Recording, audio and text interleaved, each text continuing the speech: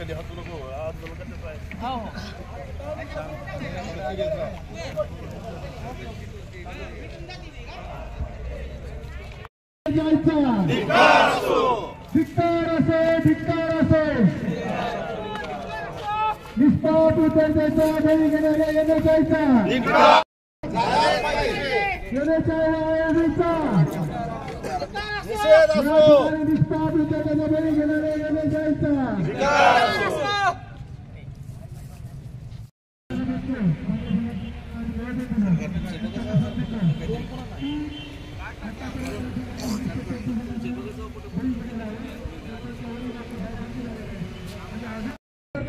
परंतु इथं असं झालंय सर्विस होत नाही. मग आपला विद्यार्थी असेल, आपली मुलगी असेल, आपला मुलगा असेल, शाळेत जर पाठवला तर घरी येईपर्यंत ही संघ मिळतील का नाही याची शाश्वती नाही. अरे जाऊ नका खाली दिसतायचं माग.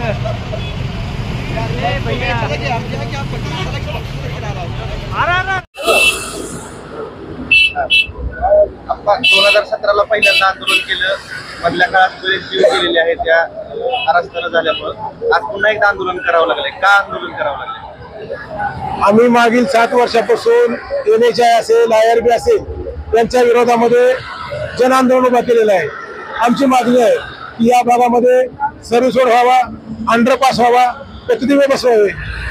कारण सर्व्हिस रोड नसल्यामुळं या ठिकाणी आतापर्यंत 20 ते 25 जणांचा जीव गेलेला आहे.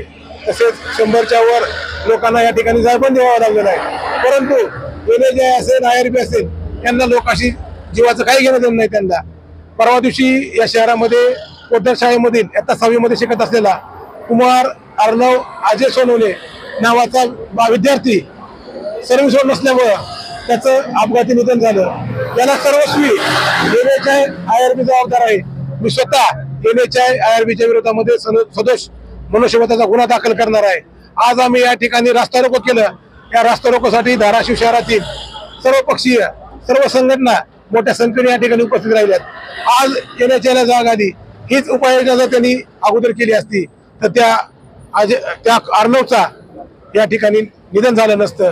परंतु NHI एवढी निधनगट आहे की त्यांनी आज आम्हाला लेखी पत्र दिले की 25 डिसेंबर 2024 पर्यंत या ठिकाणी आम्ही पोद्दार शाळा ते जुना उपा रोड या ठिकाणी पक्का डांबरीकरणाचा रस्ता करून देणार व विकासनगर या ठिकाणी अंडरपास देणार व उपळ्याला जो रस्ता जोडणार आहे त्या ठिकाणी अंडरपास याचा रितसर प्रस्ताव ते संबंधित विभागाला पाठवणार आहे.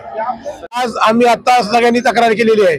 या ठिकाणी माननीय जिल्हाधिकारी यांचा प्रभारी चार्ज घोष साहेबाकडे आहे. आम्ही आता त्यांना जाऊन भेटणार आहेत की या ठिकाणी वेस्टेज असलेलं मटेरियल या ठिकाणी नालीसाठी वापरलं जात आहे, रस्त्यासाठी वापरलं जात आहे, ते तात्काळ त्यांनी थांबवावं. अन्यथा ते मटेरियल जर त्यांनी नाही उचलून नेलं तर आम्ही ते मटेरियल उचलून जिल्हाधिकारी कार्यालयामध्ये आणून टाकू.